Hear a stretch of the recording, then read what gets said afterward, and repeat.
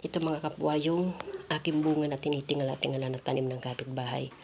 Takang-taka ako kung anong klaseng bunga ito. Ang laki-laki niya. Oh. Ayan, nahawakan ko na siya ng personal. Ang dami nito. Ito ay parang 6 na piraso. Ito na lang yung natira. Kasi hinila na nagkapitbahay yung baging.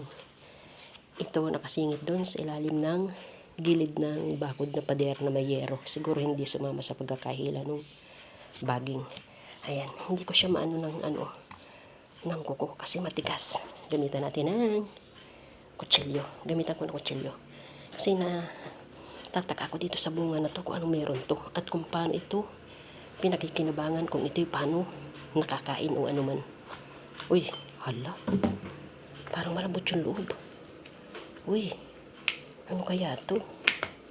Ayan yung buto niya, oh. Ang laki ng buto. Ito yung buto niya, ang laki-laki. Ano kaya to? Ayan yung buto niya. Ang laki. Laki ng buto. Paano kaya to kinakain? Dati nung una ko itong nakita, akala ko ito yung ice cream bean na tinatawag.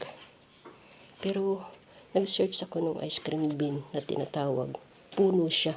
Hindi siya ganito.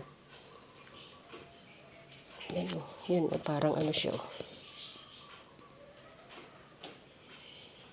Malambot yung ano niya. Tikman ko. Wala naman lasa. Paano kaya ito kinakain?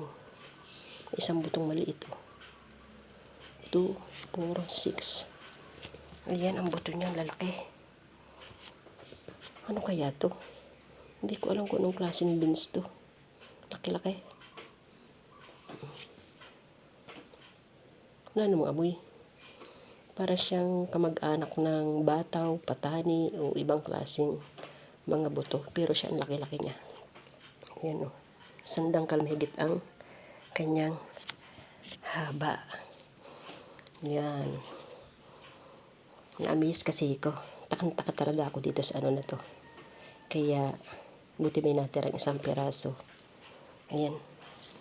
Pinitas ko, mukha naman na siyang magulang. Patutuyuin ko. At itatry ko namang itanim. Yan mga kapwa, baka alam nyo kung anong klaseng beans ito, kung paano ito kinakain, kung paano ito niluluto. Sabihin nyo naman. Yan, ganyan siya. Oh. Laki-laki niya. Isang dangkal mahigit. Ang tigas ng ano niya, oh. Ang tigas ng kanyang pinakabahay na makapal. Tapos ito yung buto niya. Pinakasid niya, oh. Laki. Laki-laki niyan. Laki.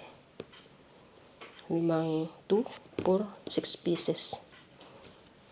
Yan, ibibilad ko to. At aking patutuyuin at aking itatanim. Laki-laki.